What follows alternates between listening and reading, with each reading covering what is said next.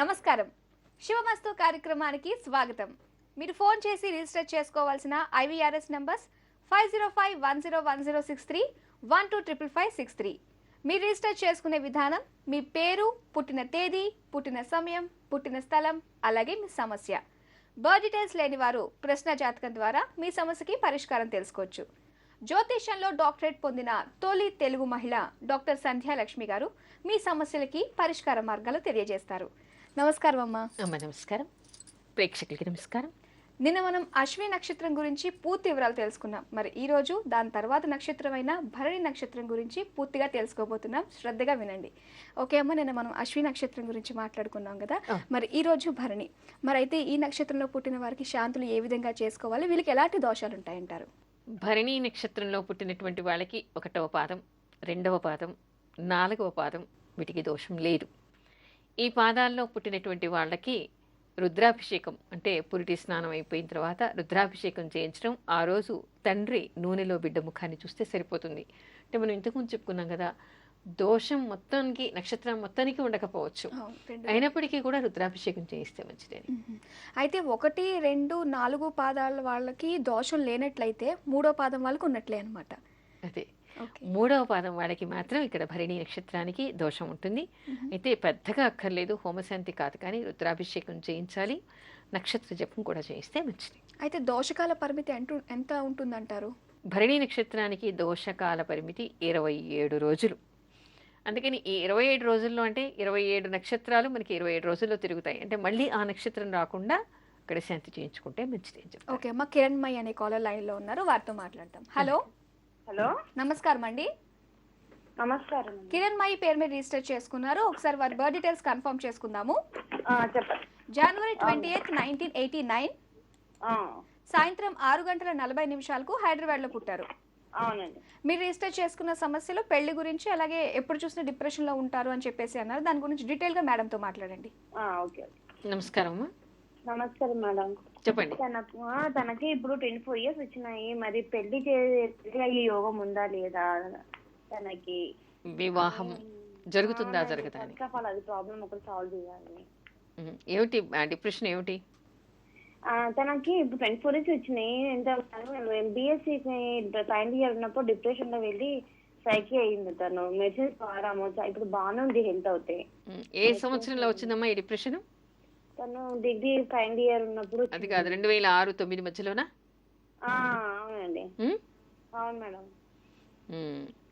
ఇప్పుడు ఆ ప్రాబ్లం ఏం లేదమ్మా, ఇప్పుడు బాగానే ఉంటుంది. మీరు కంగారు పడాల్సినటువంటి అవసరం ఏం లేదు. మామూలు అందరిలాగానే తను ఉంటుంది. తనకి వివాహం జరిగేటువంటి అవకాశం కూడా ఉంది. ఈ మే నుంచి 2015 మే వరకు కూడా అమ్మాయికి పెళ్ళయ్యేటువంటి అవకాశాలు ఉన్నాయి. దశాంతర దశల్ని అనుసరించి అయితే ఈ అమ్మాయికి 2013 జూన్ నుంచి 14 మే లోపల అయ్యేటువంటి అవకాశాలు కనపడుతున్నాయి. కామేశబద్ధ మాంగళ్య సూత్రశోభిత కందర అనేటువంటి మంత్రాన్ని రోజు చదువుకోమని చెప్పండి. మంచి అబ్బాయి వస్తాడు, కంగారు పడాల్సినటువంటి అవసరం ఏమీ లేదు. ఓకే, మరి విన్నారు కదా, కంగారు పడాల్సిన అవసరం ఏమీ లేదు అని చెప్పేసి అన్నారు. అలాగే మేడం చెప్పిన మంత్రాన్ని ఆ అమ్మాయితో చెప్పి నిరంతరం చదువుకుంటూ ఉండమనండి, మంచిగా వివాహం అవుతుంది. ఆల్ ది బెస్ట్ అండి. ఓకే అమ్మ, మరి భరణి నక్షత్రంలో ఏ పాదాల వారికి ఏ అక్షరంతో మనం పేరు పెట్టాలంటారు? లీలు, లేలో, లు, లీలా అని పెట్టుకుంటారు కదా. ఓకే. లు, లే, లో, ఈ 4 అక్షరాలు 4 పాదాలకి వస్తాయి. ఓకే. దాని మీద అంటే ఇది కేవలం నక్షత్ర నామం మాత్రమే. వ్యవహార నామం ఎవరైనా ఏదైనా పెట్టుకోవచ్చు. ఓకే అమ్మ, సూర్యతేజ అనే కాలర్ లైన్ లో ఉన్నారు, వారితో మాట్లాడదాం. హలో. హలో, నమస్కారం అండి. నమస్కారం అండి. సూర్యతేజ పేరు మీద రిజిస్టర్ చేసుకున్నారు కదా. అవునమ్మా. ఒకసారి బర్త్ డీటెయిల్స్ కన్ఫర్మ్ చేసుకుందాము. మార్చ్ 4, 1982 1982 రాత్రి అంటే తెల్లవారితే 5వ తారీఖు, తెల్లవారితే 5 2:50 మచిలీపట్నంలో పుట్టారు. ఓకేనండి. మీరు రిజిస్టర్ చేసుకున్న సమస్య మ్యారేజ్ గురించి కదా. ఓకే అండి, మేడం తో మాట్లాడండి. చెప్పండి. అబ్బాయికి 1 ఇయర్ నుంచి సీరియస్ గా మ్యారేజ్ ప్రపోజల్ చూస్తున్నామండి. అంతకుముందు అబ్బాయి బెంగళూరులో ఉద్యోగం చేసేవాడు. ఈ సంవత్సరమే ఇక్కడికి, అంటే 1 ఇయర్ అయింది కరెక్ట్ గా ఇక్కడికి వచ్చి. అప్పటి నుంచి సంబంధాలు చూస్తున్నాము, ఏది వర్కౌట్ అవటం లేదండి. అంటే చూపించడానికే కుదరటం లేదనమాట. ఈ మే తర్వాత ఈ అబ్బాయికి పెళ్లి అయిపోతుంది, మీరు కంగారు పడకండి. ఈ సంవత్సరంలో పెళ్లి అయిపోతుంది అబ్బాయికి, మే తర్వాత అవుతుంది. శివుడికి అభిషేకం చేయించమని చెప్పండి. ముఖ్యంగా కన్యా పాశుపత మంత్రంతో చేయిస్తే ఇంకా మంచిది. కాకపోతే ఏమిటంటే అంత పెద్దగా దోషాలేమీ ఇక్కడ కనిపించటం లేదు. అమ్మ, భరణి నక్షత్రం వారు శుక్ర మహాదశతో పుడతారని చెప్పేసి అంటూ ఉంటారు కదా, అయితే వారికి జీవితాంతం కూడా భోగభాగ్యాలకి లోటు ఉండదంటారు, అది నిజమేనా? ఈ విషయంలో కూడా చాలా మందికి చాలా అపోహలు ఉన్నాయి. భరణి నక్షత్రం అండి, శుక్ర నక్షత్రంలో పుట్టారు, శుక్ర మహర్దశలో పుట్టారు కాబట్టి చాలా భోగభాగ్యాలు ఉంటాయి అని చాలామంది చెప్పుకుంటూ ఉంటారు. కానీ మామూలుగా ఏమిటంటే ఏదైనా కూడా అందరికీ అన్ని వేళలా అన్ని సూత్రాలు వర్తించవు అనేటువంటి తెలుసుకోవాలి. శుక్ర మహర్దశలో పుట్టినంత మాత్రాన యోగిస్తుంది అనుకోవడానికి వీల్లేదు. వాళ్ళ జాతకంలో శుక్రుడు బాగుంటే, లగ్నాధిపతి బాగుండి శుక్రుడు బాగుంటే యోగిస్తుంది. వీళ్ళ బాగున్నా కూడా శుక్ర మహర్దశలో పుట్టారు. శుక్ర మహర్దశ ఎన్నాళ్ళు ఉంటుంది? 20 ఏళ్ళు ఉంటుంది. అయితే 20 ఏళ్ళు అంటే మొదటి పాదంలో మొదటి డిగ్రీలోనే పుట్టాలని ఏం లేదు కదా. నక్షత్రం కొంత గడిచిన తర్వాత పుడితే ఏ 10 ఏళ్లకో అయిపోతుంది. అంతవరకు మాత్రమే భోగభాగ్యాలు ఉండేటువంటి అవకాశం అలా మారుతూ ఉంటుంది అనమాట. జనరల్గా నక్షత్రాన్ని బట్టి చెప్పుకుంటే దీర్ఘాయుష్యం ఉంటుందని, 80 ఏళ్ళు వీళ్ళు జీవిస్తారని చెప్పేసి మనకి కొన్ని ప్రామాణిక గ్రంథాల్లో కనిపిస్తోంది. అయితే ఇందాక చెప్పినట్టు ఏదైనా సూత్రము అందరికీ గుడ్డిగా వర్తించదు అనేది. అంటే శుక్ర నక్షత్రం కదా, భరణి నక్షత్రంలో పుట్టాడు అందుకని చెప్పేసి తప్పనిసరిగా 80 ఏళ్ళు బతుకుతాడు అనుకోవడానికి లేదు. బతికే అవకాశం నక్షత్ర గుణాన్ని బట్టి చెప్తున్నారు. కాకపోతే ఆ జాతకంలో మారకయుగాలు లేకుండా ఆయుష్కారకుడు కూడా బాగుండి, ఆయుష్కారకుడైనటువంటి శని అంటే కారకుడైనటువంటి శని బాగుండాలి, ఆయుష్ స్థానాధిపతి అష్టమ స్థానాధిపతి కూడా బాగుండాలి. ఆ రెండు బాగున్నప్పుడు దీర్ఘాయుష్యుండి తప్పకుండా 80 సంవత్సరాలు కాదు 100 సంవత్సరాలు బతకచ్చు. అయితే మరి ఈ భోగభాగ్యాల విషయాల్లో మీరు అన్నట్టుగా 20 సంవత్సరాలు 10 సంవత్సరాలు ఆ తర్వాత ఇంకా అవేమి వర్తించమంటారా వారికి? అలా కాదమ్మా, ఇక్కడ ఒకటి అర్థం చేసుకోవాలి. ఇప్పుడు దేశాన్ని ఒక రాజు వెళ్తూ ఉన్నాడు, సుభిక్షంగా ఉంది. ఆ రాజు పీరియడ్ అయిపోయింది. ఇప్పుడు మనకి ఒక చీఫ్ మినిస్టర్ ఉన్నాడు.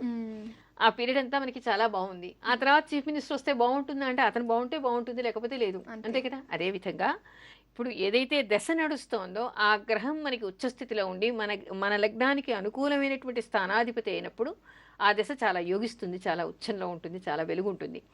ఆ తర్వాత దశ ఇప్పుడు శుక్ర మహాదశ తర్వాత రవి మహాదశ వస్తుంది. ఆ జాతకుడికి రవి కూడా బాగున్నాడు అనుకోండి, ఆ దశ కూడా చాలా బాగుంటుంది. ఒకవేళ రవి బాగాలేడు అనుకోండి, అప్పుడు ఏమిటంటే కొంచెం డౌన్ అవుతుంది. అలా మనకి ఒక్కొక్క దశ మారుతూ ఉన్నప్పుడు ఆ దశాధిపతి మన జాతకంలో మన లగ్నానికి అనుకూలంగా ఉంటే ఆ దశ బాగుంటుంది. అలా జీవితాంతం దశలు మారుతూ ఉన్నప్పుడంతా ఏ గ్రహం యొక్క దశ వస్తుందో ఆ గ్రహం మనకి అనుకూలంగా మన లగ్నానికి అనుకూలంగా ఉండి బలవంతుడై ఉంటే ఆ దశ యోగిస్తుంది. ఓకే అమ్మ, మరి భరణి నక్షత్రానికి ఉన్న ప్రత్యేకత ఏంటంటారు? అది ఏమిటంటే మామూలుగా ఏమిటంటే ఎవరైనా కూడా గుర్తుపెట్టుకోవాలి, శుక్రుడు శుభగ్రహం కాబట్టి, శుక్ర నక్షత్రంలో వీళ్ళు పుట్టారు కాబట్టి ఈ నక్షత్రం చాలా గొప్పది అని అనుకుంటే అసలు మామూలుగా ఏమిటంటే మనం ముహూర్త భాగానికి చూసుకునేటువంటిది వేరును, పుట్టినప్పుడు నక్షత్రాలకి వీళ్ళకి ఈ నక్షత్రంలో పుడితే దోషం ఉందా లేదా అని చూసుకోవడానికి వేరుగా చూసుకోవాలి. శుక్రుడి నక్షత్రంలో పుడితే శుక్ర మహాదశ అది వేరు. కానీ భరణీ నక్షత్రం శుక్ర నక్షత్రం అయినప్పటికీ కూడా శుభకార్యాలకి నిషేధం. గుర్తుపెట్టుకోండి, అందరూ కూడా గుర్తుపెట్టుకోవాల్సినటువంటి విషయం ఏమిటంటే ఎవరు కూడా భరణీ నక్షత్రం రోజు శుభకార్యాలు మొదలుపెట్టకూడదు, చేయకూడదు. ఇకపోతే దీనికి ఉన్న విశేషం ఏమిటి అంటే భాద్రపద మాసంలో మనకి పితృపక్షాల్లో వినాయక చవితి తర్వాత పౌర్ణిమ తర్వాత ఈ భరణీ నక్షత్రం వస్తే ఆ రోజు పితృదేవతలకి పితృకార్యం చేస్తే చాలా పుణ్యం. ఎలాంటి పుణ్యం అంటే మన ఎవరికైనా తల్లిదండ్రులు పోయిన తర్వాత ఏం చేస్తారు, కొడుకులంతా వెళ్ళి కాశీ గయా ప్రయాగ ఇలాంటి చోట శ్రాద్ధకర్మ చేసి పిండ ప్రదానం చేసి వస్తారు. వాళ్ళు మోక్షానికి వెళ్ళాలి, పుణ్యలోకాలకి వెళ్ళాలి అని చేస్తూ ఉంటారు. అయితే వెళ్ళలేనటువంటి వాళ్ళు కూడా ఈ భాద్రపద మాసంలో భరణీ నక్షత్రం రోజు వాళ్ళ పితృదేవతల కోసం శ్రాద్ధకర్మ చేస్తే ప్రయాగ క్షేత్రంలో చేస్తే ఎలాంటి పుణ్యం వస్తుందో, పితృదేవతలు ఎలా పుణ్యలోకాలకు పోతారో అలా పోయేటువంటి అవకాశం ఉందిట. అంటే అంతటి విశేషం ఈ భరణీ నక్షత్రానికి ఉంది. ఓకే అమ్మ, ఒక కాలర్ లైన్ లో ఉన్నారు, అభినయ అనే కాలర్, వారితో మాట్లాడదాం. హలో హలో, నమస్కారం అండి. నమస్కారం అండి. అభినయ పేరు మీద రిజిస్టర్ చేసుకున్నారు కదా? అవునండి. ఒకసారి బాడీ డీటెయిల్స్ కన్ఫర్మ్ చేసుకుందాము. సరే మేడం. జూన్ 21, 1987 మధ్యాహ్నం 2:55 హైదరాబాద్ లో పుట్టారు. అవును మేడం. మీరు రిజిస్టర్ చేసుకున్న సమస్య మ్యారేజ్ గురించి కదండి? మ్యారేజ్, ఇంకా ఆమె ఎక్కడ సెటిల్ అవుతారు, మన ఇండియాలోనో అబ్రాడా? అవునా, ఓకే, మేడంతో మాట్లాడండి. నమస్కారం అమ్మా. నమస్కారం మేడం. చెప్పండి. బాగున్నారా మేడం? బాగున్నానమ్మా, చెప్పండి. ఏం లేదు, మా డాటర్ మ్యారేజ్ మేడం. దానికి ఇప్పుడు 26 రన్నింగ్. మ్యారేజ్ చాలా వస్తున్నాయి కానీ హారోస్కోప్ టాలీ అవ్వటం లేదు. మరి టాలీ అయిన ప్రతి ఒక్కరితో కూడా కాదు కదా, ఆ టైం వస్తే కానీ కాదు. ఒకటేంటంటే ఈ అమ్మాయికి ఇప్పుడు ప్రస్తుతం గోచార శని ఆమె లగ్నంలో ఉండి సప్తమ స్థానాన్ని చూస్తూ ఉన్నాడు. చంద్రుడికి సప్తమ స్థానంలో గోచార శని ఉన్నాడు, లగ్నంలోని ఉండి లగ్న సప్తమ స్థానాన్ని చూస్తున్నాడు కాబట్టి కొంచెం డిలే, ఆటంకాలు డిలే అవుతుందే తప్ప కాదు అని మాత్రం ఇక్కడ అర్థం కాదు. ఆవిడ సప్తమ స్థానం చాలా బాగుంది, మీరు కంగారు పడకండి. 2014 మార్చి తర్వాత ఈ అమ్మాయికి అయ్యేటువంటి అవకాశాలు కనపడుతున్నాయి. ఇంకోటి తిను హైదరాబాద్ మన ఇండియాలో సెటిల్ అవుతుందా లేకపోతే ఇది అబ్రాడ్లో సెటిల్ అయ్యే అవకాశం, ఆవిడ ఇండియాలోనే సెటిల్ అవుతుంది, కాకపోతే వెళ్ళి వచ్చేటువంటి అవకాశాలు చాలా ఉన్నాయి. ఓకే అండి, అంతా బాగుందని చెప్పేసి అంటున్నారు కదా, ఆల్ ది బెస్ట్ అండి. ఓకే అమ్మ, దోషం అనగానే చాలా మందికి గుర్తొచ్చేది నాగదోషం అని చెప్పేసి భయపడిపోతూ ఉంటారు. అసలు నాగదోషం అంటే ఏంటంటారు? నాగదోషం అంటే ఎవరికైనా సరే వాళ్ళ జాతకంలో కేంద్ర స్థానాల్లో పాపగ్రహాలు ఉంటే దాన్ని ఒక రకంగా నాగదోషంగా చెప్తారు. అయితే సర్పశాప యోగాలు, సర్పశాపానికి ఉండేటువంటి కొన్ని కాంబినేషన్స్ ఉంటాయి, అవి వేరు. అవి కాకుండానే జాతకంలో ఎవరికైనా సరే కేంద్రాలు అంటే 1, 4, 7, 10 స్థానాల్లో పాపగ్రహాలు ఉంటే అది నాగదోషంగా చెప్తారు. అంటే అది ఏ నక్షత్రానికన్నా, నక్షత్రంతో సంబంధం, పాదంతో సంబంధం, లగ్నం నుంచి చంద్రుడి నుంచి రెండు చూసుకోవాలి, ఏది బలం అయితే అది వర్తిస్తుంది. అమ్మ, రాహు కేతు కనుక కేంద్రాల్లో ఉన్నట్లయితే ఈ నాగదోషం ఏర్పడే అవకాశం ఉందంటారా? కేవలం చాలా మందికి ఒక అపోహ ఉంది, మా జాతకంలో మిగతా పాపగ్రహాల్ని వదిలేసి కేవలం రాహుకేతు ఉంటే మాత్రమే దోషం అని చెప్పుకుంటూ ఉంటారు. అలా కాదు, రాహుకేతు ఉన్నా లేదా రాహుకేతులే కాదు మిగతా పాపగ్రహాలు కేంద్రాల్లో ఉన్నా, రాహుకేతులతో కలిసి మిగతా పాపగ్రహాలు కలిసి ఉన్నా అది ఒక నాగదోషం కిందే చెప్పచ్చు. అంటే రాహుశని కానీ, రాహు కుజుడు కానీ, తర్వాత శని కుజుడు కాకుండా మిగతా పాపగ్రహాలు ఏమైనా కానీ, ఓకే, అంటే ఒక పాపగ్రహం ఒక రాహుతో కలిసి కానీ లేదా 2 పాపగ్రహాలు కానీ ఒక పాపగ్రహం కానీ కేంద్రంలో ఉంది అంటే కొంత దోషం అక్కడ ఏర్పడుతుంది. అంటే ఎక్కడ కేంద్రాలు అంటే 1, 4 మనం 7, 10 చెప్పుకుంటాం. చంద్రుడి నుంచి ఏమైంది, లగ్నం నుంచి ఏమైంది, ఎన్నో స్థానం అయింది, ఏ స్థానాధిపతి అక్కడ ఉన్నాడు, ఆ పాపగ్రహం ఏ స్థానాధిపతి అయ్యాడు, ఏ స్థానాన్ని చూస్తూ ఉన్నాడు, ఏ స్థానాధిపతితో కలిసి ఉన్నాడు, ఆ స్థానానికి దోషం ఏర్పడుతుంది. ఓకే, ఇంత ఉందన్నమాట చూడాల్సిన నాగదోషం ఎలా ఏర్పడుతుంది అనడానికి. అయితే మరి వీటిని పోవడానికి, ఇవి నాగదోషం పోవడానికి మరి పరిహారాలు లాంటివి ఉన్నాయమ్మా? పరిహారాలు ఉన్నాయి. మామూలుగా ఏం చెప్తాం మనం, జనరల్గా చెప్పుకునేటువంటిది నాగదోషం ఉన్నటువంటి వాళ్ళు సర్పసూక్తం చదవాలని, నాగప్రతిష్ఠ చేయాలని. ముఖ్యంగా ఏమిటంటే దేవాలయాల్లో కానీ, రామేశ్వరంలో కానీ, శ్రీశైలంలో కానీ అలాంటి పుణ్యక్షేత్రాల్లో నాగప్రతిష్ఠ చేయాలి అని చెప్తాం. అలా చేయటం వల్ల నాగదోషం పోతుంది అని. ఆ తర్వాత శివుడికి బంగారు నాగాభరణం, అంటే నాగాభరణాన్ని పెడతాం కదా శివుడికి పడగని, అలాంటి దాన్ని శివుడికి పెట్టడం, ఆభరణంగా ఇవ్వడం, దానివల్ల తప్పనిసరిగా దోషం పరిహారం అవుతుంది. అంటే మనకున్న స్తోమతను బట్టి ఎవరి స్తోమతను బట్టి. అందరూ పెద్ద లింగం ఎంత ఉంటే అంత పెద్ద బంగారు ఆభరణాన్ని చేయలేరు కదా, ఎంతదైనా కొంతదైనా సరే శివుడికి సమర్పించుకుంటే తప్పకుండా ఆ నాగదోషం పోతుంది అంటారు. అయితే అమ్మ, మరి ముఖ్యంగా ఈ నాగదోషాలు పోవడానికి ఏమైనా పఠించాల్సిన స్తోత్రాలు లాంటివి ఏమైనా ఉన్నాయా? ఉన్నాయమ్మా, దానికి కూడా నేను చెప్తాను, ఎవరికైనా కావాలంటే రాసుకోవచ్చు. ఓం నమో మనసాయై అనేటువంటి మంత్రం, అంటే సర్పదోషం కానీ సర్పశాపం కానీ ఎవరికైనా ఉంది అనుకోండి, అలాంటి వాళ్ళందరూ కూడా ఓం నమో మనసాయై ఈ మంత్రాన్ని పఠిస్తే చాలు. ఏమిటంటే ఈవిడెవరో తెలుసా? జగత్కారువు ఈవిడ పేరు, ఆస్తిక మహర్షికి ఈవిడ తల్లి. అయితే ఈవిడికి ఉండేటువంటి ప్రత్యేకత ఏమిటంటే బ్రహ్మ మానస పుత్రిక ఈవిడ. మనకి వేదాల్లో నాగమంత్రాలన్నింటినీ బీజాక్షరాలన్నింటినీ కూరిస్తే ఎలా ఉంటుందో ఆ ఆకారంలో ఆవిడ బ్రహ్మ మానస పుత్రిక జన్మించిందనమాట. ఎప్పుడైతే జనమేజయుడు సర్పయాగం చేశాడో ఆ సర్పాలన్నీ నశించిపోతూ ఉంటే ఈవిడ ఆదేశించటం వలన జనమేజయుడు సర్పయాగాన్ని ఆపేసట. అందుకని నాగదేవతలంతా కూడా ఈవిడికి తల వంచి ఉన్నారు. ఈవిడ ఏ మాట చెప్తే వాళ్ళంతా కూడా అవి వింటారనమాట. అంటే వాళ్ళకి వరం అనమాట. ఏమిటంటే మమ్మల్ని, మా ఈ నాగవంశాన్ని కాపాడిన తల్లి ఈవిడ. బ్రహ్మదేవుడు, తర్వాత మనకి ఇంద్రుడు కూడా, వీళ్ళంతా కూడా ఈవిని పూజించారట. అందుకని ఎవరు ఈ నామాన్ని జపిస్తే ఆవిడ అనుగ్రహం కలిగితే చాలు, సర్పదోషం సర్పశాపం వాళ్ళకి ఉండదు. ఇంకా ప్రత్యేకత ఏమిటి అంటే ఈ నామాన్ని మనసాయి అనుకోవడం పెద్దగా ఏమీ లేదు, కష్టతరంగా లేదు. దీన్ని 10 లక్షలు జపిస్తే చాలుట, విషం తిన్నా అది అమృతంగా మారుతుందిట. ఇది ప్రత్యేకంగా బ్రహ్మ వైవర్త పురాణంలో ఉంది. అంటే అంతటి గొప్ప మంత్రం అనమాట ఇది. సులభ సాధ్యంగా ఉంది, అందరికీ పలకడానికి సులభంగా ఉంది. ఈ మంత్రం జపం చేసుకుంటే చాలుట, చక్కగా వాళ్ళకు ఉండేటువంటి నాగదోషం పోయేటువంటి అవకాశం ఉంటుంది. ఇంకా స్తోత్రాలు లాంటివి ఏమైనా ఉన్నాయంటారమ్మా?